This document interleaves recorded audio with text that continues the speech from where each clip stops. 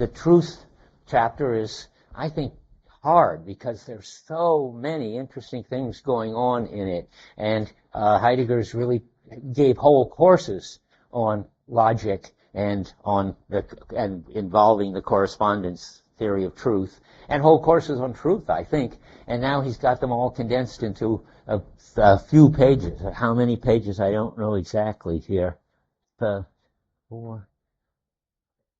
25 pages. That's pretty condensed.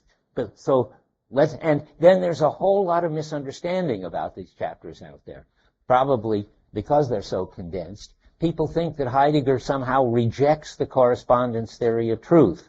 He doesn't think that when I say I'm leaning on a lectern, that somehow corresponds to the fact that I'm leaning on a lectern. But he doesn't reject the correspondence theory of truth. He wants to fix it. He thinks there's something wrong with the correspondence theory of truth that the whole tradition has come up with and worked out. But he thinks that there is a way in which truth is correspondence.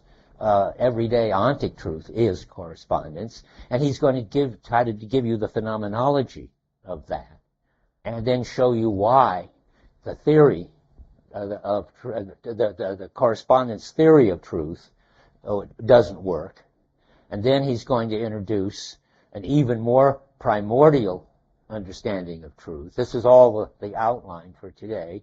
And then the primordial understanding is unconcealedness or disclosing, which has been around all the time, but now it's going to be called primordial truth. And finally, he's got to give you a story, which I may not get to today, of, well, if primordial truth is disclosing, something must be closed. Or if it's uncovering, somehow everything that you can say truth about must somehow, to begin with, be covered up. So he has to tell you a lot about untruth and the necessary structural covered upness of experience, so that then you'll understand why primordial truth has to be uncovering.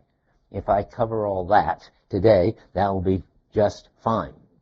So now to start with, the critique of the traditional theory of truth as agreement or correspondence, which means the correspondence, and this is the part that's going to turn out to be wrong, the correspondence of representations, that is, propositions, beliefs, assertions, with states of affairs in the world. That version of correspondence is what he's going to criticize. But to start with, truth with correspondence is okay. If you think of it in the way that Heidegger does, that somebody who holds a belief or makes an assertion succeeds in directing his or her thoughts or words or beliefs in a way that captures the way things are in themselves. We're going to go over that. That's a kind of correspondence view about truth, which is just fine. It's pointing out things as they are in themselves. That's the notion of, takes the notion of correspondence and agreement and turns it into a notion of uncovering. Though it isn't denying it, it's just making clearer what is really involved in making true assertions. So on 261, we're now going to be running around 261 for quite a while. So there he says, and I'm just explaining this sort of condensed thing right above 219 in the margin, that paragraph. To say that an assertion is true signifies that it uncovers the entity that it's about. It uncovers the entity it's about as that entity is in itself. Such an assertion points out, lets the entity be seen, that is, that's apophansis, I presume, and it's an apophantic assertion, which means it lets the entity be seen in its uncoveredness. The being true of the assertion must be understood as being uncovering. That is, the activity of making the assertion is the activity of uncovering. That's what then enables you to have an assertion that lets the entity be seen. So the being true of the assertion is, I think it'd be better if is to be uncovering. Being there with a capital B and all that makes that seem sort of incomprehensible. So he's saying what makes it true is that it uncovers. That makes the assertion true. Thus, truth has by no means the structure of an agreement between knowing and the object in the sense of a likening of one entity, the subject, to another, the object. So now we have to sort of stop for a minute and understand. Some lights just go on. And understand that what's going on here. What I'm skipping ahead because I decided I should say something that I wanted to say later right now.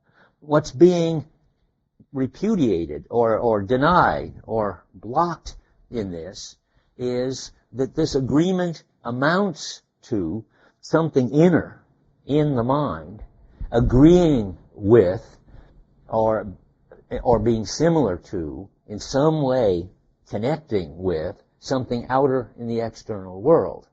That is, if you think that way, you do what Heidegger calls slipping in a representation in the story that you're just hearing about making an assertion that points out something as it is in itself. He talks about this on 260, the slipping in of an assertion, and I'll explain that. But I wanted to see the whole correspondence theory is some version of the subject-object view. So naturally, Heidegger is going to take it on and try to fix it by getting the subject-objectness out of it and preserving the revealing of something side of it. But he's talking on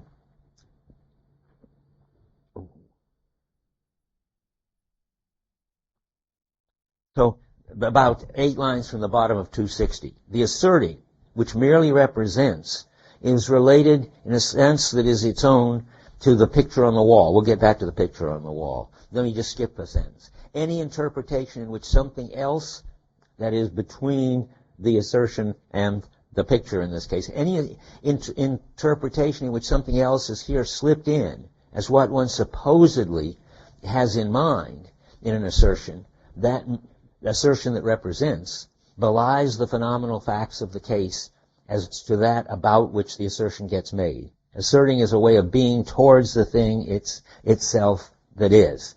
That's the summing up of what I just said, but I wanted to relate it to the inner-outer talk. In fact, even more, because I feel that after all this time in the course, you must feel at home, sort of at least, with the subject-object enemy, which is the Cartesianism, which is always around, and you must feel at home as to sort of what's going to be done with it. It's always going to be transformed into some kind of skillful coping or skillful dealing story and something about the background.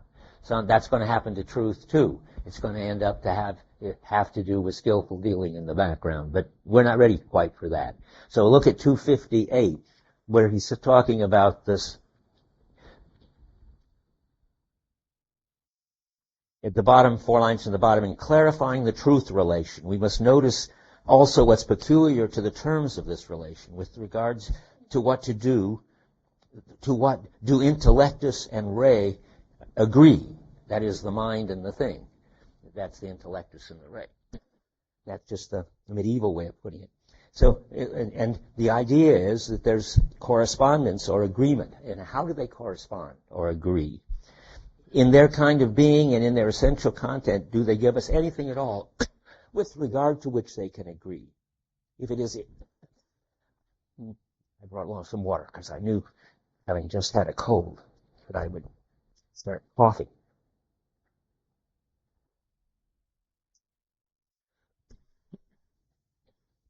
I hope I stop coughing. Because if it's impossible for intellectus and re to be equal because they're not of the same species, are they then perhaps similar? But knowledge is still supposed to give the thing just as it is, and so forth. So if you think about it, you can't understand how a proposition or a statement, an assertion, or something in your mind like a belief can correspond to or be similar to a state of affairs or a thing with properties in the world. That's just, if you are so used to it, it sounds like it's perfectly all right, but Heidegger thinks it's perfectly incomprehensible. He says a little further, I'm still at the top of 259. In what way is this relation possible as a relation between intellectus and re? From these questions it becomes plain that to clarify the structure of truth, it's not enough to presuppose the relational totality. That we must go back and inquire into the context of being to provide support for this totality. Well, the context of being, I think he means the understanding of subjects and objects. We have to go back to the inner outer, and then from there get a new story about being, namely, again, something to do with dealing and something to do with background, that will make us able to understand what corresponds to what and how that works. So, and now I'm back to 261. I backed up there to give you his running start for that, what we read on 261. So Heidegger's going to give you a kind of phenomenological description of a true assertion that relates to the world. He's going to give you two, in fact. He's going to give you a story about how assertions in general relate to the world. And then he's going to give you an example of how a particular person relates, a particular assertion made by some particular person relates to some particular something in the world. So, starting with the general claim on 261,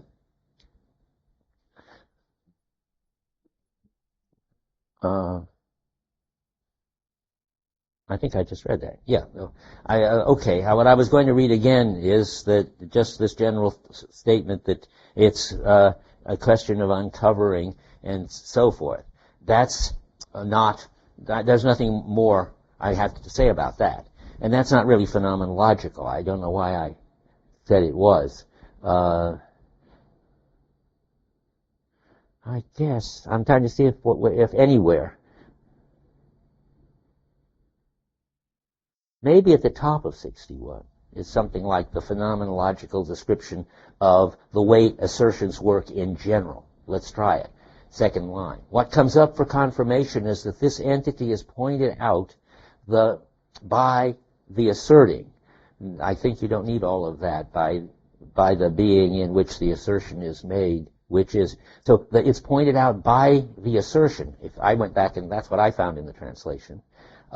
Let me try again then. What comes up for confirmation is that this entity is pointed out by the assertion as the assertion in its role as being towards what is put forward in the assertion. Thus, what is to be confirmed is that such being uncovers the entity toward which it is, which gets demonstrated. What gets demonstrated is the being uncovering of the assertion. Skipping a sentence. The entity itself, which one has in mind, shows itself just as it is in itself. That is to say, it shows that it in its self-sameness is just as it gets pointed out in the assertion as being, just as it gets uncovered as being. Yeah, all that is a general description of the phenomena of making true assertions about things. And then again, I'll bore you with this, but you always have to know the view that's being rejected. And since the view that's being rejected here, the correspondence view, is something so obvious to everybody in our Cartesian time, that I got to keep pointing out that is, he's rejecting the next sentence. Representations do not get compared, either among themselves or in relation to the real thing.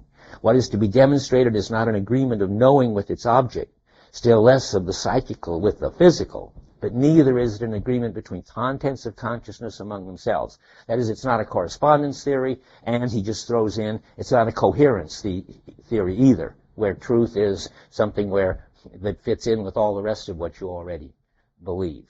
Okay. Now, the interesting, more fun thing is his example Now he's going to give you, just say, okay, look at the phenomena. And I brought in a paragraph from the Metaphysical Foundations of Logic on page 125. It's not something you're likely to want to go back and look at because it's something very similar to what's in here. But it's fun because it's a course. So here he is in the classroom, like us. And he says, if someone here in the classroom, I'll just be him, channel him. If someone here in the classroom makes the assertion, the board is green, it says black here, but we have to bring it up to the context. The board is green, and does so in the immediately given context of a question and answer. To what are we then directed in interpreting the assertion? The assertion, namely, the board is green. Perhaps, now he's going to give you a lot of wrong answers. Perhaps to the phonetic articulation, or to the representation which the assertion makes, and for which the uttered sounds are signs?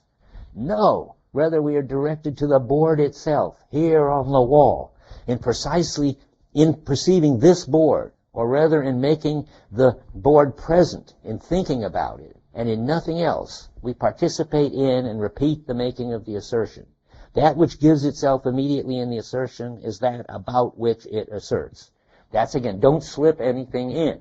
If I make the assertion that the board is green, then my assertion refers directly to the board. It isn't, there's no need to have any other entity and if there is another entity slipped in, then of course you would never be able to understand how that entity corresponds to or agrees with the blackboard.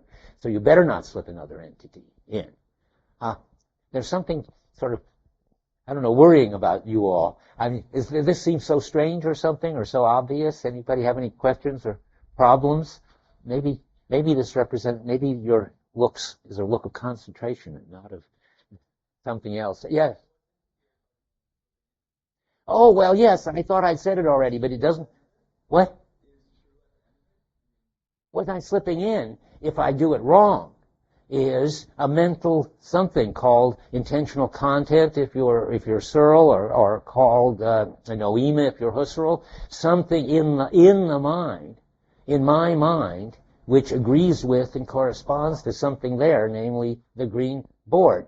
That's what you're slipping in, because all you really got is the assertion, the board is green, and there it is, the board is green, and you don't need anything else, and then moreover, if you tried to use anything else, it wouldn't work anyway. There's nothing that can get you from, if you think that you need something to get you from what's inside your mind to what's out there in the world, you're lost. That's the inner-outer story. And the inner-outer story, we just got so used to it, it doesn't bother us anymore. But it bothers Heidegger that we don't understand that at all. So what we do understand, just the simple phenomena. It's no puzzle. It's that I can say these things to you, and we could all see the blackboard, and that it's green. I'm glad you asked. I mean, you're looking unsatisfied, however. That's interesting. You're not. You're just traumatized. Okay. Anything else? Yeah. This doesn't correspond to something like the board, but it does show. That's right. Exactly. It indicates or points out, you could say. He doesn't use those terms, but it points out the board as it is. Yes. Confirmation signifies the entity showing itself in itself saying this. How do we parse that? It seems so obvious I don't know. I mean, that I am telling the truth. That's confirmation. It depends on the entity, namely the green blackboard, showing itself as a green blackboard. That's just sort of, there's nothing puzzling about it, I don't think. But if you can make me puzzle, I'll be happy. Well, it's showing itself in itself, saying, no, showing itself as not other than. Yeah, showing itself as green. That's all. I mean, it's just showing itself as it is. Now, that's going to turn out to be much more problematic than I'm letting on right now, because he's going to start telling you a story about the picture behind me is crooked in a minute, and that, I think, raises very interesting issues. But for the time being, I don't see anything problematic about that. It'd have to be a really weird situation if all the light in the room was green and the blackboard was really white or something, and somebody was questioning the truth of my assertion by saying, but the blackboard isn't green, then we'd have a problem. But since everybody's seeing the blackboard is green and I'm saying it's green, that's just the basic phenomena. I don't see a problem.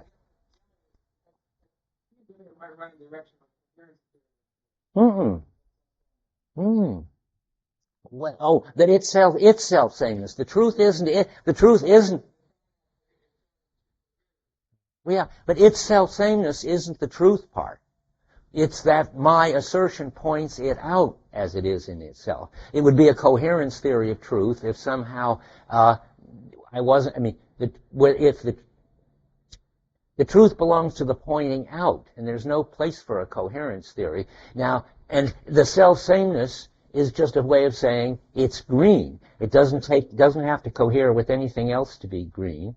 It has to cohere with itself to be green, but that doesn't really add anything, I don't think. Yeah. Well, what if they were? Then they wouldn't see it. Then would my assertion become untrue? That would be interesting. I'm pointing it out as green, and nobody sees it as green. I got to think about that. I think, oh boy, I like that. That's hard. It's like something I was going to talk about in about an hour, about whether Newtonian laws are true before and after Newton's around to point them out, particularly before. Let's talk. And and because I want to say, and Heidegger, you've got to keep close to common sense, or otherwise you're almost surely getting it wrong. The blackboard is green whether we're all colorblind or not.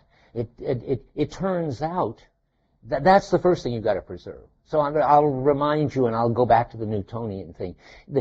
If nobody's pointing out the gravity is pulling things down in Athens because Newton hasn't been around yet, Heidegger says, then you can't say that there's anybody making any true statements about falling things at that point.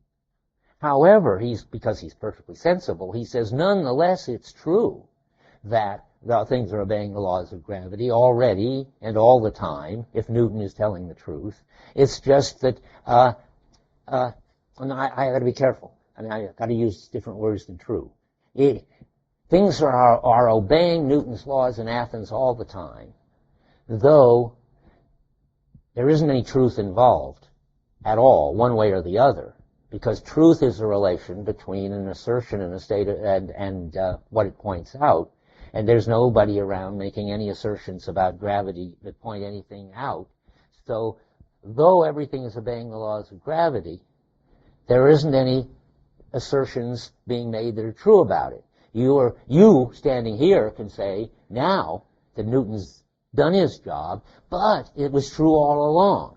And that's right. But only after Newton has done his job, and now you can point out gravity, and you see that there's always been gravity. It's slightly weird, and you're putting your finger on what's weird, and I'm trying to get used to what's weird.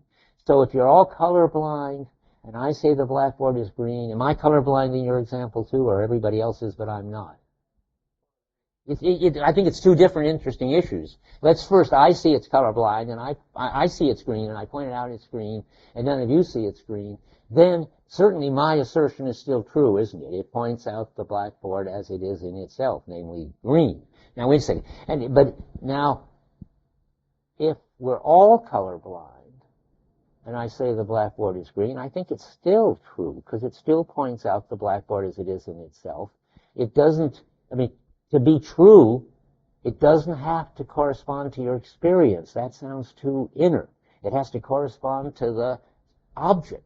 And you can make true, if maybe I would understand that everybody was colorblind, and I'd say that anyway, and it would be true anyway, because I had done some other test on it, or because somebody else who wasn't colorblind said so. Go ahead if you can make it more problematic. Yeah. Because of the way that your brain works. Everybody else works in different ways.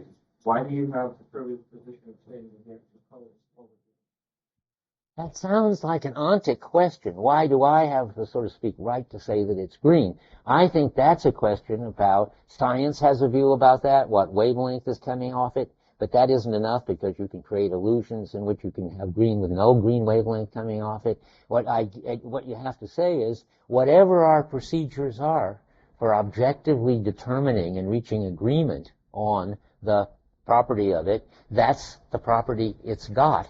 It certainly isn't going to stop being green just because a bunch of people brains don't make it, you see it as green, nor is it going to be green just because, say, my brain is so fixed up that it sees it as green. There's got to be objectivity and agreement. I don't see why Heidegger is going to deny that. Curtis, you got a view about this?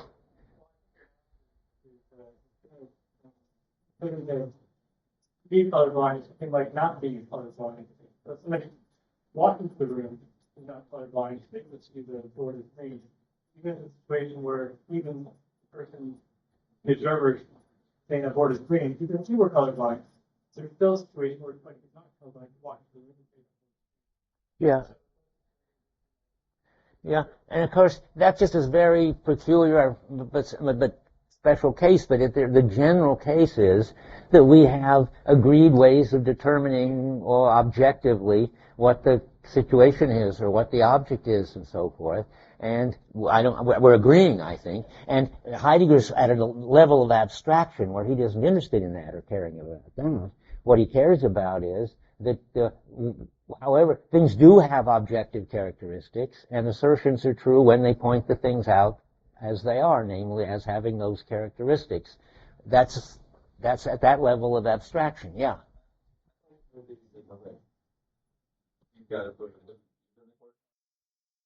Second one? Oh, he does, but we haven't got there yet. Okay, yeah. Oh, that's the more exciting part. This is really rather boring, but still we have to go through it. But his view about primordial truth is really exciting and weird and plausible and new stuff. But anyway, so everybody's happy now. Tyler, is your hand up or you're scratching your forehead? Whenever I see this, but very strict and perfectly sensitive because much more of a thing. Where it counts work showing yourself how to do it. But it's practically.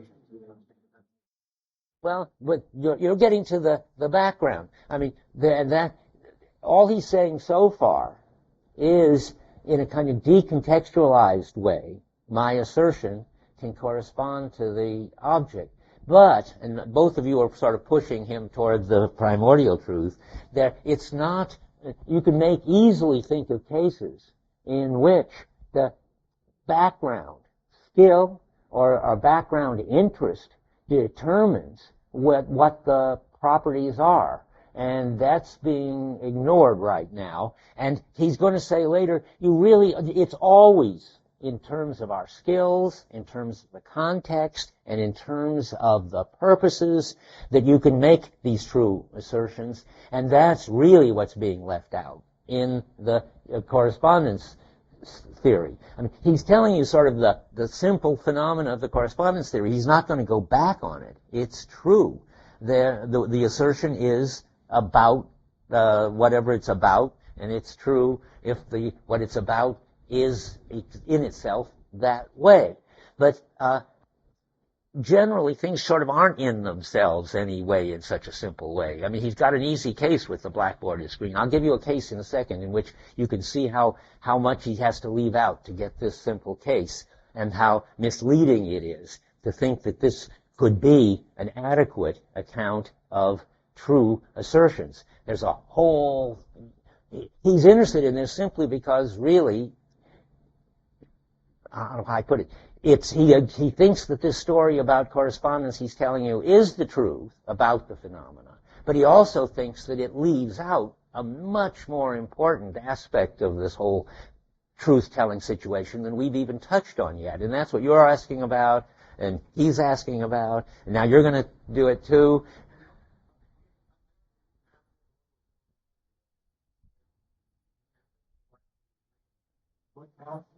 the blackboard being green, it's not very impressive. We go along.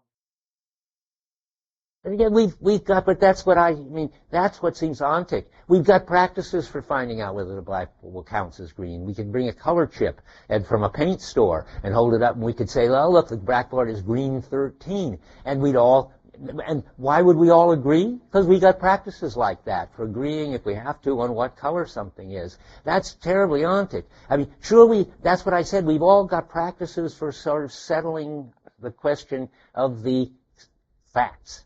And, but there is a very peculiar thing going on, only I don't think, maybe you're pointing to it, I can't tell, but I'm going to take it that you're pointing to it, and I'm going to say there is a sense in which the blackboard is green is a too simple example. I'll give you one that sounds just as simple, and I make it very complicated in a minute. But I saw one other hand, yeah. There's this boundary on understanding and explaining. And it's come up a lot in section too about careful, like it sounds like that's one of the things we don't want to slip in is the scientific explanation. But I'm curious as to where in this mix does our when you made the statement, it immediately occurred to me as not true because of it wasn't like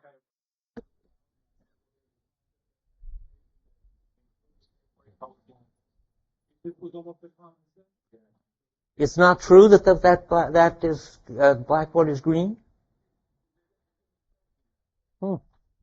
That's very peculiar. Well, because of these issues, I mean, that's what I'm trying to, for the people who now understand that, is gravity Well, wait. Okay, I understand. Put gravity aside. That's the interesting Newton thing. Raises this whole thing to a different level of theory and science, and I don't want to do that yet. The greenness I'm talking about, as I said, isn't a certain wavelength coming out of there. That's why I said it's a color patch thing, which you can do without any commitment to any theory of color and the physics of color and of the brain. But let me give you an example, one of mine, and then I'm going to show you that Heidegger's really got the same example in view. But this one, I had this fuss with Charles Taylor at one point, in which he said, well, it's a simple fact that there are 13 chairs in the room. And I began to think about that, and it didn't seem simple at all anymore. And I said, probably a Wittgensteinian point, but I'm not sure. But because you can say, well, what about it? Suppose these chairs are in boxes, but suppose you're just about to give a lecture in there. Then if you ask, are there 13 chairs in the room, and somebody says yes, and when they go in there, there's no place to sit, that seems like they've misled you. Or if there are 13 chairs, 6 of which are broken, then if your purpose again is to seat the class, then it isn't a helpful, even though it's sort of true that there are 13 chairs in the room. You mean 13 chairs that work. Or you can make more examples too. But anyway, the idea is that the context determines even something as seemingly settled as how many chairs there are in the room. There could also be chairs in the room that were museum-like chairs that nobody was allowed to sit on. I mean, will they count as chairs in the room? Well, they will, for some purposes and in some contexts and not others. But so, and that begins to show, it seems to me, that the purposes might determine what counts as how many chairs there are in the room. And it looks like, I am not very good at imagining things. You could go on and on imagining ways in which there are and are not 13 chairs in the room, and so forth. But let's skip, you recognize this as Heidegger's got his own example. Stephen, yeah? One question. In what way is this a corresponding theory of truth if assertions don't have representational content? What is corresponding to the object? What's corresponding to the object is the assertion. And it's corresponding to the object. If I assert that the blackboard is green, what corresponds to the assertion is that the blackboard is green. You don't need any representation, but it's always a good thing to try. I mean, it's hard to get out of a Cartesian way of thinking, but there's no reason to bring mental representations into this story at all. The assertion is doing fine to just point out the blackboard, which is also doing fine, without any representations of either one. The blackboard isn't a representation, it's a blackboard. And the assertion is a sort of representation. It's a linguistic something or other, but it doesn't need any mental representation, and it's not a bunch of phonetic noises on which we have to build some kind of representation. Heidegger would, of course, say that's just bad cognitivism. The assertion just is something we all understand and make. But I want to go for a different direction now. Namely, do you recognize Heidegger's example in here? In his classroom, he's got his blackboard. But let me read what he says right after the blackboard. He makes a general claim, and then I'm going to switch to his book example. The meaning of an assertion, I'm reading now, right after the blackboard. The meaning of an assertion, then, is to be cashed out in terms of that towards which the speaker and hearer of the assertion are directed through the assertion. The relation between an assertion and the world is thus not a relation of representation, according to Heidegger. I stuck that in. It's not a representation, but a relation of indication. I mean, as if he was talking to Stephen there. And but now remember, his example is you have your back toward the wall, and you make the assertion that the picture on the wall is crooked. I have this idea. I'm sort of spelling out this more than Heidegger does. I think that there are three sort of background qualifications that you have to be able to sort of fix what you're talking about and how the assertion works. And we've seen one with the chairs. Sort of what you're trying to do with whatever you're talking about might turn out to determine how many of whatever's there are. But now what's going on with the picture behind you is crooked. Well, I think two more qualifications are in there. One is that you've got to have what Charles Taylor calls an epistemological skill. He writes about this picture example. And he has his example of Johnny, and you send Johnny into the room, and you ask him, is the picture crooked? And Johnny has an epistemological skill, namely, and this is more Merleau-Ponty than Heidegger, though Heidegger wouldn't disagree. Namely, he knows how to get the light right, and to get the distance to the picture right, and to stand on his feet and not lie down and look at it, and so forth. So he knows how to tell whether a picture is crooked. That's a skill. And when he, with his skill, says it's askew, then he gets it right. And that's we are always bringing in that kind of skill whenever it's much hidden in the blackboard one, but it's there too. I'm sure we could figure it out. But I want to think of stuff. I was about to say something. I've forgotten just a second. Just the other half of Taylor is to say, and Johnny doesn't have the skill. If you say, go in and tell me whether the picture on the wall in the other room is a Matisse, then Johnny lacks that skill. So you can see that it's a skill to be able to tell if the blackboard is crooked. He has that one. Now, my favorite one is that there's also a kind of, not an epistemological skill, but a specific skill that's required. And Heidegger doesn't seem to see this at all, or doesn't care. But if you ask somebody, is the picture on the wall crooked? Then, if they've got the skill, say, of an architect in postmodern houses, they may tell you it's perfectly straight.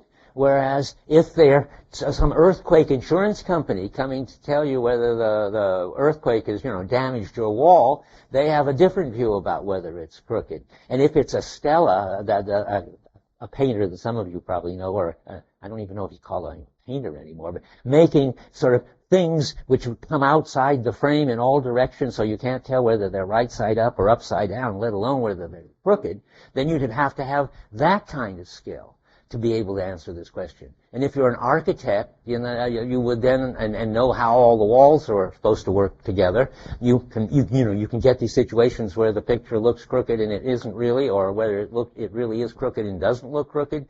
There are all kinds of possibilities. And that means that you need to be a kind of coping expert and have familiarity with pictures and walls and rooms before you can just march in and answer the question, is the picture behind me crooked? Now, I'm sure Heidegger doesn't object to that. He just isn't talking about that at this point. He's making it like the blackboard. But when I did the blackboard, you all had this sort of intuition of various sorts that that wasn't the whole story. And if you change it to the picture example, you can see that it isn't the whole story. It's not easy just to say that my assertion, the picture on the wall is crooked, corresponds to the state of affairs just as it is, whether the picture is crooked or not. The state of affairs of whether the picture is crooked or not, in the case I just invented, isn't some objective fact that you can, without any skill and any familiarity, just discover. It's there is no simple right answer to whether in my story, whether the picture on the wall, the stellar on the wall in this postmodern house is crooked. But that's all right. I mean, in fact, that's what Heidegger wants.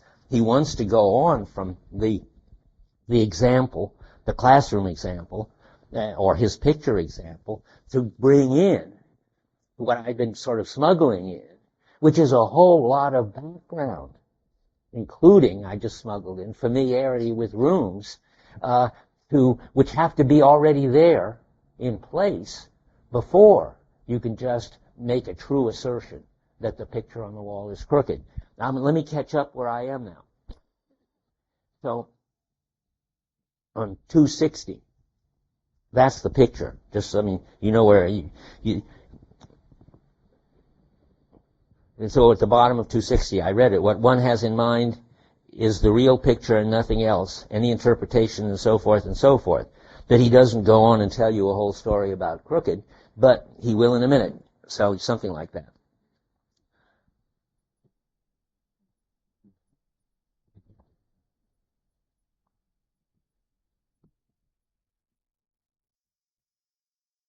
So I'm just going to sum up. I'm going to go on to the primordial issue in a second, but let's just sum this up. So Heidegger isn't against the correspondence theory of truth. You who are reading the secondary sources, if any of you are, I haven't really asked myself this. Do they all think that he's trying to get rid? The Heidegger's rejecting the correspondence theories. Lots of people do. Any of you read anything that I have assigned that disagrees with me on this? Good. How many are reading this? I mean, you shouldn't be. I mean, you'd be much better off reading just the Heidegger over and over, day and night. But how many are reading the background books? Very few. One. Which one? Blattner, I suppose. It's worth reading the Blattner book, and Blattner's not going to make this mistake, I'm sure. I'm pretty confident. Okay. But I want to now, so Heidegger sums it up. Let me see now where we are. 261.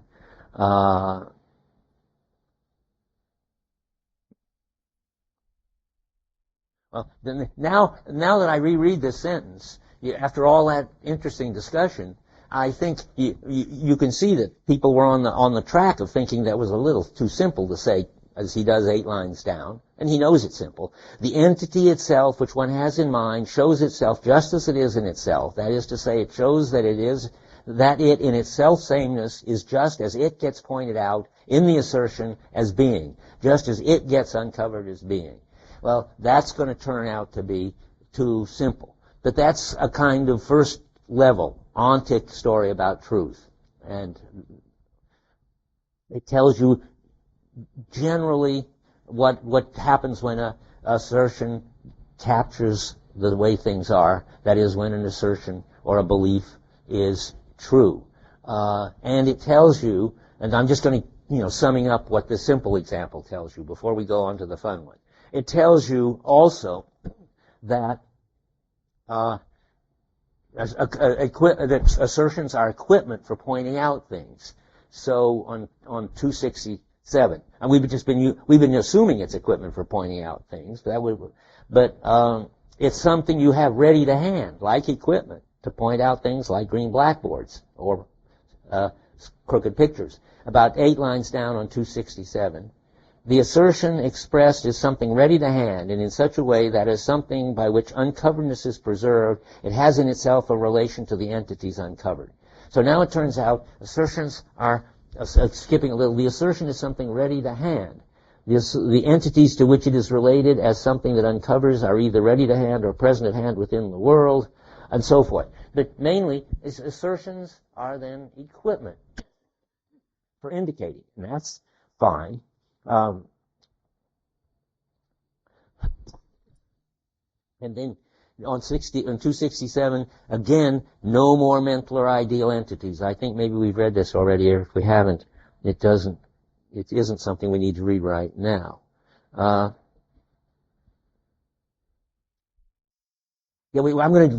shouldn't be reading that right now. It's my mistake.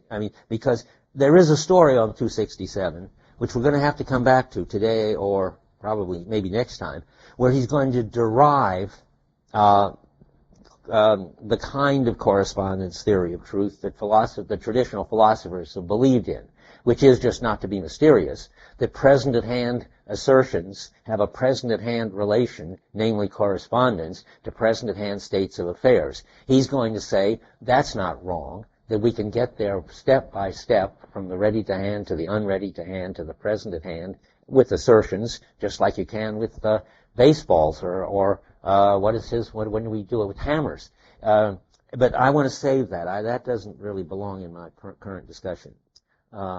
All we need finally is that pointing out things as they are is a kind of relation of uncovering, and that's what we've been talking about. So back to 261, and that basic quote which I've read already, the uncovering the entity as it is in itself, is as far as we've gotten.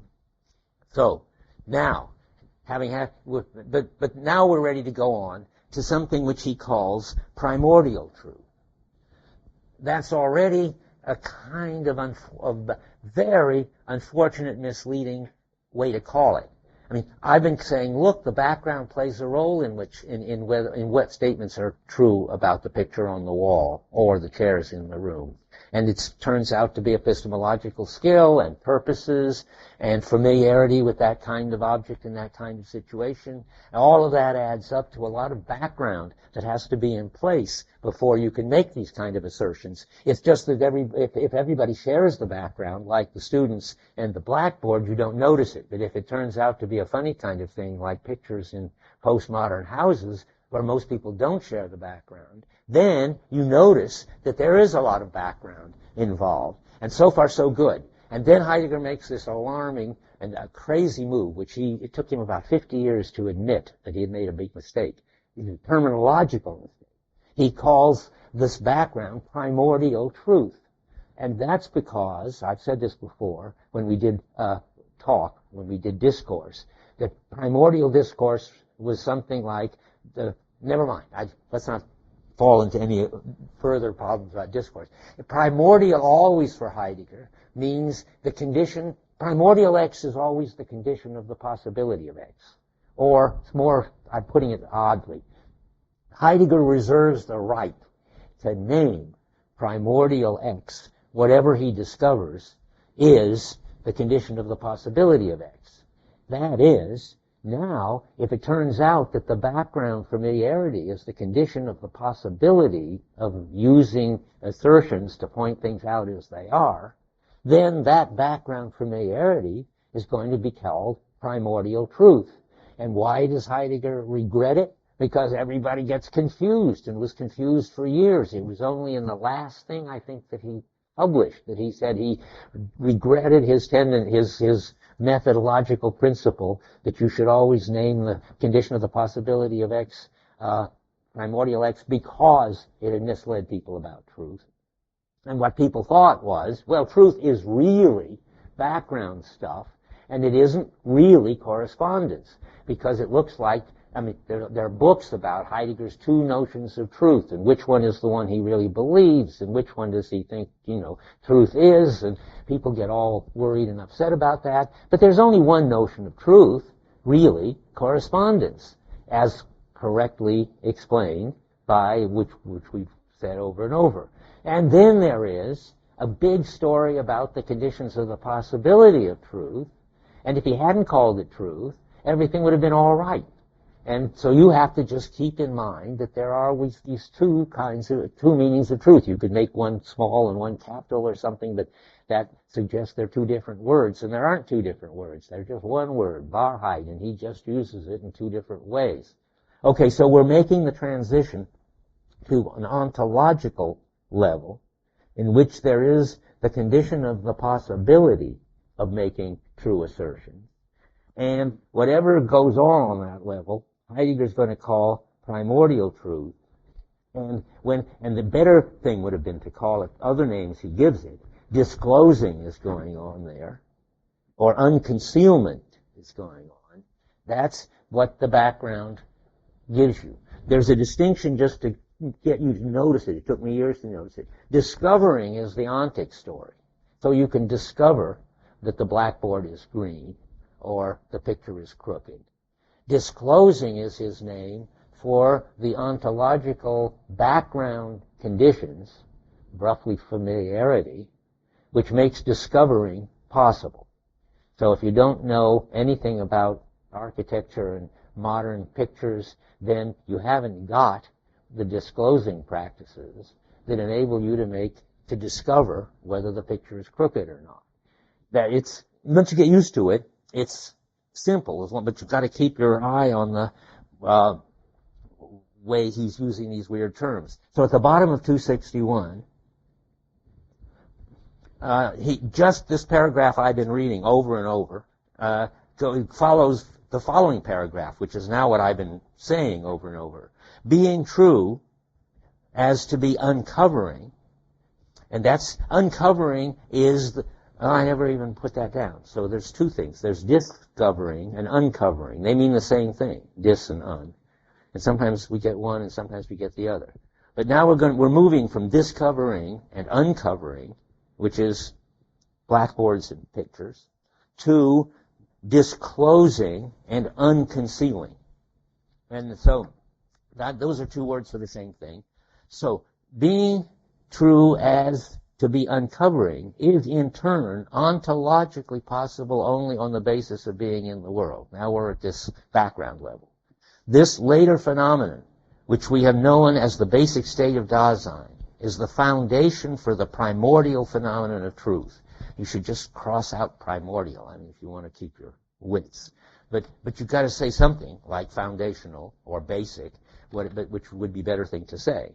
And on the next page, he gets to the primordial phenomenon of truth, and then he's going to show you the way that traditional understanding of truth presupposes and depends on this primordial one. That's what you, again, were all forcing me to try to think about. Even with the chairs in the room, the discovery and uncovering of how many chairs in the room turns out to be a lot of familiarity with chairs and rooms and lecturing and so forth. And that's what he's now going to tell you. And so on 263, he's telling it all over the place, and I'm going to read a lot. Because that's his real contribution. As I kept saying, it's sort of, it's nice to sort of take on correspondence and sort of assert the phenomena in a kind of direct, simple, un-Cartesian way.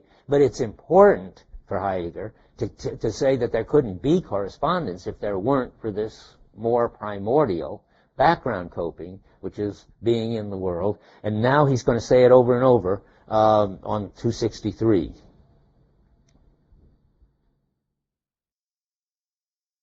And starting with the second full paragraph. Being true as being uncovering is a way of being for Dasein. What makes this very uncovering possible must necessarily be called true in a still more primordial sense. That's this funny move with the word true. The most primordial phenomenon of truth is first shown by the existential ontological foundations of uncovering. And now we're going to find out more about what they are. Skipping a little skip a paragraph. Now, really important stuff happens. Our earlier analysis of the worldhood of the world and of entities within the world has shown, however, that the uncoveredness of entities within the world is grounded in the world's disclosedness. You're getting all these terms there now. But disclosedness is that basic character of Dasein according to which it's there. That is, remember, it's being in the world from some point of view. Disclosedness is constituted by, and here comes one of those three things that you keep your eye open for. It's already got this one on my chart. Disclosedness is constituted by disposedness, understanding, and discourse. Discourse there, sometimes discourse is the third one, and sometimes falling is the third one, and Heidegger's pretty confused about that. This one has got to, and pertains primordially to the world, to being in, and to the self. Of course, they all have that structure. And now get the care structure thrown in there too. This is a big summary, this paragraph. In its very structure, care is ahead of itself. That's the understanding part. Being already in a world, that should be the falling part, but here it's the discourse part. We have to read more, sorry. Being ahead of itself being already in the world as being amidst entities within the world. That's the falling part. And it shouldn't be the discourse. And this structure, and in this structure, the disclosedness of Dasein lies hidden. Wait a minute, what am I doing here? It's ahead of itself is understanding. Already in is, no, I misread it. Cancel what I just said. Erase it. This is what happens in the podcast. Now eternally everybody's going to be confused about this. And all over the world. And other galaxies even. But let's get it straight. I'll try it again. In its very structure, care is ahead of itself. That's understanding, pressing into possibilities. Being already in the world, that's throwingness. That's the whatever disposedness and all that you have. As being alongside entities within the world, that's coping. Being amidst entities within the world. And again, I keep wanting to say that should be called falling by his definitions, and he does in Division 2, but here he got disclosedness mixed in there. What am I trying to say? Discourse mixed in there. But what you really want is understanding into the future, throwingness from the past, and coping in the present. And if you keep in mind all the time that these three folds aren't just any old threefold, but are the threefold structure of temporality that he's got up his sleeve, which I'm giving you a secret heads up on, then that threefold structure, you can always map it. Okay, now let's see where I'm supposed to be. Then go on.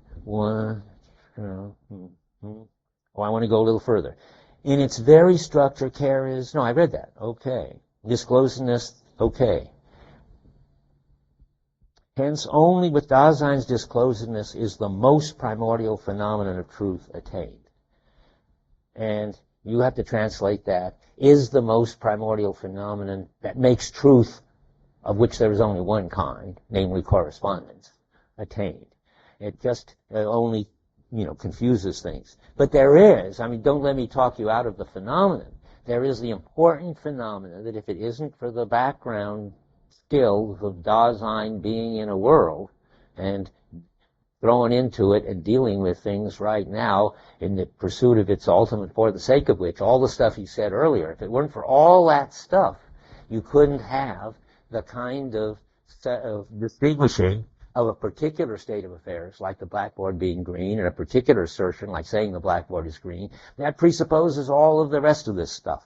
And that's his important point. That's his criticism. That's his real criticism of the correspondence theory, is that it thinks that all it's got to do is tell you about correspondence. And in fact, the correspondence theory is wrong, because the real story about truth has to already bring in and understand that there is this background condition necessary for being able to make any true assertions. Now, so ontological truth, ontological primordial, I'm squeamish about it, but I have to talk Heidegger jargon from now on. So I'll say something like this, quotes truth. Ontological, primordial, that kind of thing called truth, makes ontic truth, real truth, possible. Propositional truth, that's the real ordinary kind, depends on a prior disclosure of the entities in the world. That's right, which Heidegger calls primordial truth, unfortunately. In simple Heidegger, simple Dreyfus talk, ontic truth requires the background. And that's what I've been talking about. And said, So what I just wrote it again. What counts as a skew for the picture depends on whether you're cleaning house, whether there's been an earthquake, whether you're hanging the picture, whether it's a stela, whether you're an architect, and so forth. And that's all familiarity and context. And now comes the strange example from science. I really like it because I think it reveals some deep understanding of science and how it works, and I think it casts light in a funny way on the fact that if you're going to have to make the claim, it's going to follow from this, that you make a true statement in science, like Newton saying something about things fall because of gravity, you're going to have to do that on some kind of background.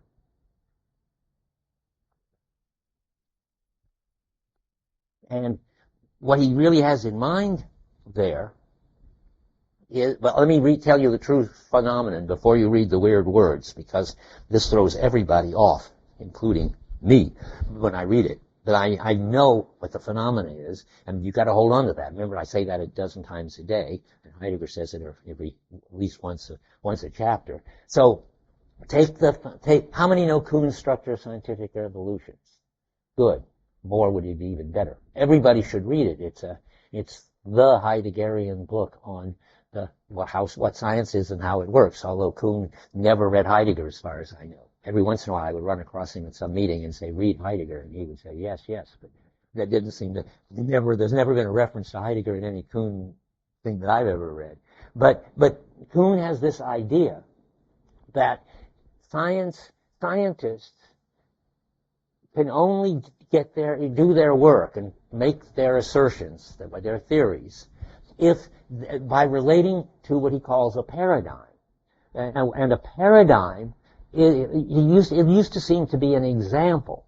And so he said Newton's Principia is a paradigm for Newtonian scientists. That is, what they do, they understand as okay if it's similar to the paradigm. Where similar doesn't mean it has a certain bunch of features in common, he very rightly says, but similar is rock bottom. You just have to have a sense of whether it's similar or not to the paradigm. And that isn't quite Heideggerian yet, although Heidegger's later going to come around to paradigms. In later Heidegger, they're called works of art, and sometimes gods. And he has different interests in what. But both Kuhn and Heidegger think that there has to be some special thing, which isn't just an ordinary thing in the world, but is an example of how things, what really counts as something, valuable or positive or something like that. Maybe you could say, no, you can't say truth. That would only confuse you. Some counts as the right way of doing things or something in the world. So the scientists, never mind the works of art and so forth, the scientists know that they're doing good science if what they're doing corresponds to the paradigm.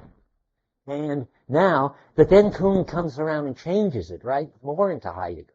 When he decides, well, there's more to the paradigm than just the Principia book. There is what he calls the disciplinary matrix. That's the crucial thing. The disciplinary matrix is the skills of the scientists, what problems sets they had to solve when they were students, how they see the world so that the world looks totally different to a scientist. He says, to take an example, a stone on a string that's swinging back and forth looks like to a Newtonian scientist like a pendulum, but it looks to an Aristotelian like an object trying to get to its natural place, namely straight down, and having trouble for some reason or other that Aristotle can't explain getting there. Now, what's the story? Why is all that important?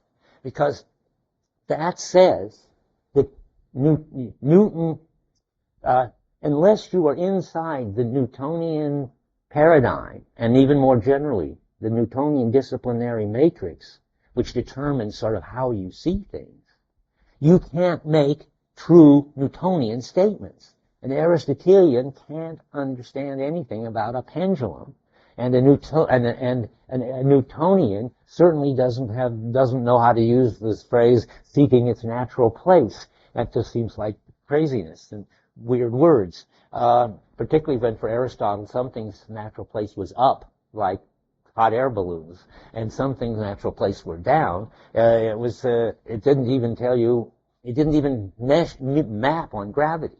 So Okay, what's the moral? Then, the moral is you can't make Newtonian true statements until the Newtonian disciplinary matrix is in place. And that's what Heidegger's trying to say, I think, in these weird claims at the bottom of 269, which I said I would get to. He says, the bottom paragraph, to say that before Newton his laws were neither true nor false cannot signify that before him there were no such entities as has been uncovered and pointed out by those laws.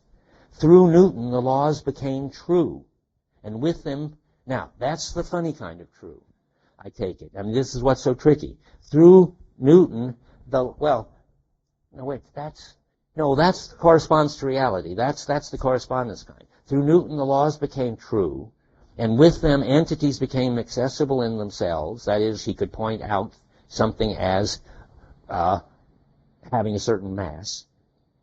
Once entities have been uncovered, they show themselves precisely as entities which beforehand they already were.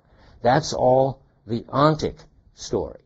And what's the primordial truth story, the background story? Well, that until Newton was around and Newton's science was established and there was a disciplinary matrix so that people had Newtonian skills, they couldn't point out these entities or not point out these entities. There was no access to these entities. They couldn't be discovered or uncovered or gotten right or you could get the mass wrong or right. You can't get the mass wrong or right. You don't even know what mass is. I mean, it's not just not knowing. There's no way to know because nobody could tell you because there was no set of background practices in place relative to which something can be pointed out as having mass. But it doesn't mean anything weird. It doesn't mean that if gravity is true and Newton is true, it wasn't true at the time of Aristotle. It was. Let me read the first paragraph now and see if it fits in with this. Dasein, the first meaning, the middle paragraph on 269, after the kind of being which truth possesses. Dasein, as constituted by disclosedness, is essentially, disclosedness is the ontological one now. Right? I hope. I'm always worried about getting discovery. Discovery and uncovering is the ontic one. We're now in the disclosing and unconcealing. Okay. Dasein is constituted by disclosedness is essentially in the truth. Well, it's in the familiarity. I mean, I don't know what to tell you. I think it would help to cross out truth and put something like background or familiarity all the time. It's in the background. Disclosedness is a kind of being which is essential to Dasein. There is truth only insofar as Dasein is, and as long as Dasein is. Notice how that puts the blackboard is green and in a much more relativized place than it sounded like at the beginning of the lecture. That you can't even make that true assertion. I mean, it wouldn't, as long as there was no Dasein around, that assertion would be neither true nor false, according to the way Heidegger's talking about it. There is truth only insofar as Dasein is, and so long as Dasein is, that means so long as, I'm saying now, that means so long as there's being in the world, that means so long as there's a background of skills. Entities are uncovered. Now remember, that means discovered. This is now ontic talk. Entities are uncovered only when Dasein is, and only as long as Dasein is, are they disclosed. So entities with mass are going to be discovered only insofar as Newtonians are, and so forth. So Newton's laws, the principle of contradiction, any truth whatever, these are true only as long as Dasein is. Now that makes people, that is so weird that I still have trouble getting my head around. If truth means pointed out as they are in themselves, which is what it means, then if there isn't any Dasein and there isn't any understanding of whatever it is, say mass, then there can't be any mass being pointed out as it is in itself, so there can't be any truth. That's what he's claiming. There are all kinds of statements are true only as long as Dasein is. Before there was any Dasein, there was no truth. That is, nothing was pointed out as it was, obviously. Nor will there be any after Dasein is no more. For in such a case, truth as disclosedness, uncovering and uncoveredness cannot be. Before Newton's laws were discovered, they were not true. This is this hard thing to take. But if you understand the way he's defining it, you can see that that's right. It does not follow that they were false, or even that they would become false, if ontically no discoveredness were any longer possible. I don't know the next sentence. I wasn't going to read it. Let's see what happens if I read it. Just as little does the restriction implied that the being true of truths has in any way been diminished. Does this restriction? Yeah, well, yeah. He wants to say nothing he said sort of makes something which we thought was true count no longer as, how does he put it? The being true of truths. He's not, well, I guess when he says he's not restricting the being true of truths, having just said if there was no Dasein, there wouldn't be any being true of truths.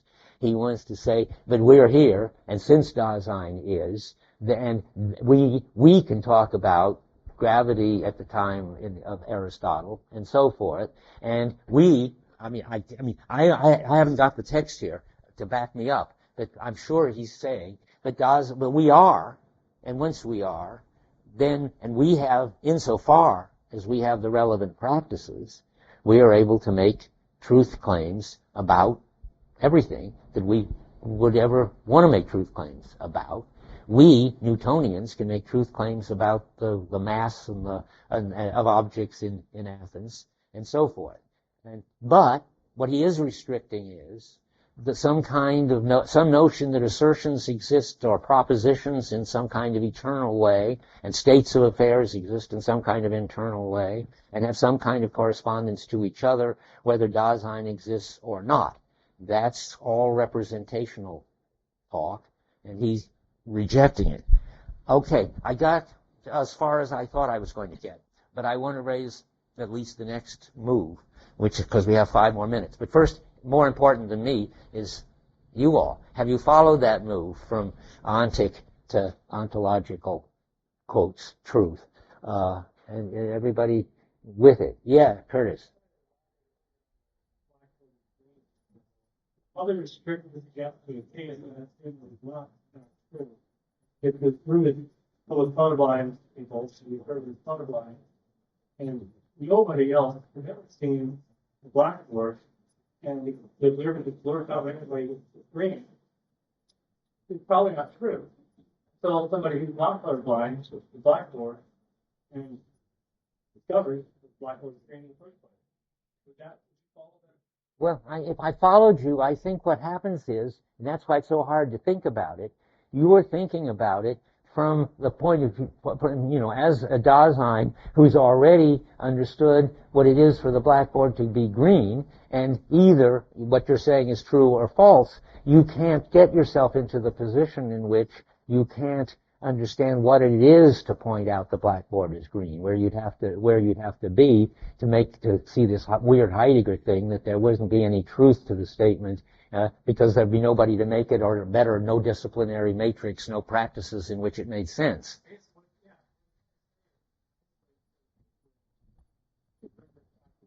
You might want to ask, well, how did you know? Well, question, how did you know this blackboard was green? Well, maybe he did talk to somebody who actually has seen into the blackboard, and that case is true. It was green. He randomly blurts out, and there's no background. With no background practices, then that's right. It would be like somebody saying that that gravity is in Athens before Newton. That's right. It would just be a meaningless bunch of noises, I think, for Heidegger would say. Not making the true searching because it blurts out and the blackboard is green.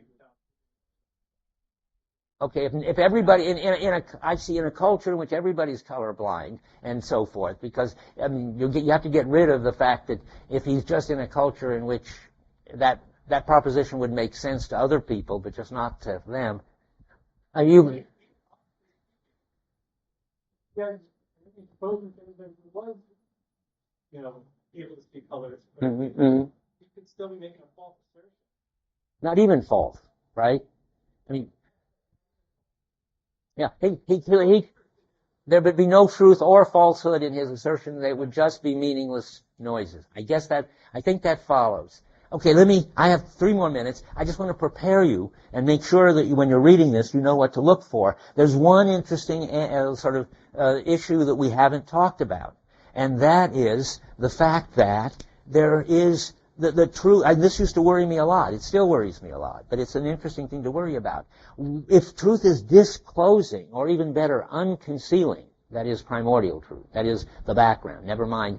I mean, if there is such a thing, and has to be, such a something as unconcealment and disclosing going on in the background familiarity and practices for there to be ontic truth, why do we call it unconcealment?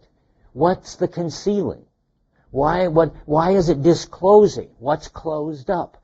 Heidegger needs a whole story about untruth and the essential structure of untruth to explain why he would want to describe the practices that make true assertions possible as having to unconceal things. I'm never sure quite what's going on there, but I think we have to talk about it. So what we're going to talk about next time is, and it's in this same chapter, is Heidegger's view about untruth and the essential concealing function involved in the background practices that make true assertions possible. The essential concealing function and the essential unconcealing function, which you could only have if there was already concealing going on. Well, I don't expect you to understand that, and I'm hoping to understand it by Thursday, and you too. Okay.